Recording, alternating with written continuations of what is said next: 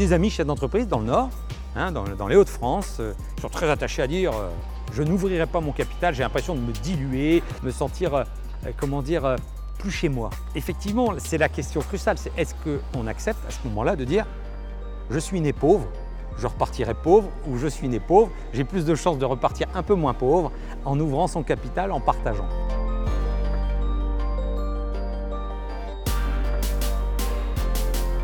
Nous avons plusieurs grands comptes, plusieurs industriels que nous avons vraiment accompagnés dans leur transformation ou dans simplement leur évolution, leurs attentes liées à la supply chain. La Redoute, c'est assez simple. Ils décident qu'on est un prestataire dans tous les critères de qualité, de performance.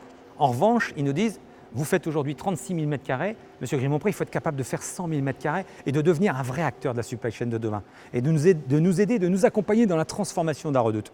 Il va falloir investir de la data, il va falloir investir dans de la logistique, il va falloir investir dans du pilotage transport. Vous pensez bien que quand vous retournez vers votre famille et vers votre banquier traditionnel et vous dites « Monsieur, j'ai juste besoin de 55 millions », vous venez de reprendre une entreprise depuis 3 ans, vous en avez acheté 2 autres entre deux et vous lui dites « C'est pas grave, il me faut 55 millions ». La question méritait quand même d'être posée un peu et d'être reposée sur la table et de trouver les bons schémas.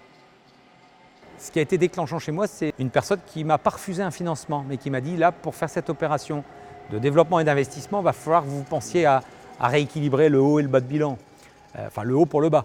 Et là-dessus, j'étais très clair, j'ai dit mais attendez madame, je ne comprends pas ce que vous voulez dire. On est parti sur l'idée de faire quelque chose ensemble. Comment le faisons-nous? Quel projet? Quelle ambition avons-nous écrite? Comment ça se traduit d'un point de vue chiffre? Comment ça se traduit d'un point de vue, je dirais, capacité de financement? Qu'est-ce qu'il faudra? Et dans quelles limites ils peuvent intervenir? Et à quelle date on se rencontre pour parler à date de comment les choses évoluent et comment on les apprécie pour continuer cette histoire qu'on a décidé de faire ensemble. Il faut être là dans les moments plus difficiles comme pour être là dans les bons moments. Il faut donc des bons interlocuteurs. Pour ce qui est des déconvenus, on n'est pas peur de se le dire, on les partage aussi. Et là, il y a le côté rassuré, il y a le côté conseil, il y a parfois un petit mot. Et puis il y a parfois, exceptionnellement aussi, le côté rencontre. Il faudrait, Franck, que vous puissiez rencontrer une telle ou un tel.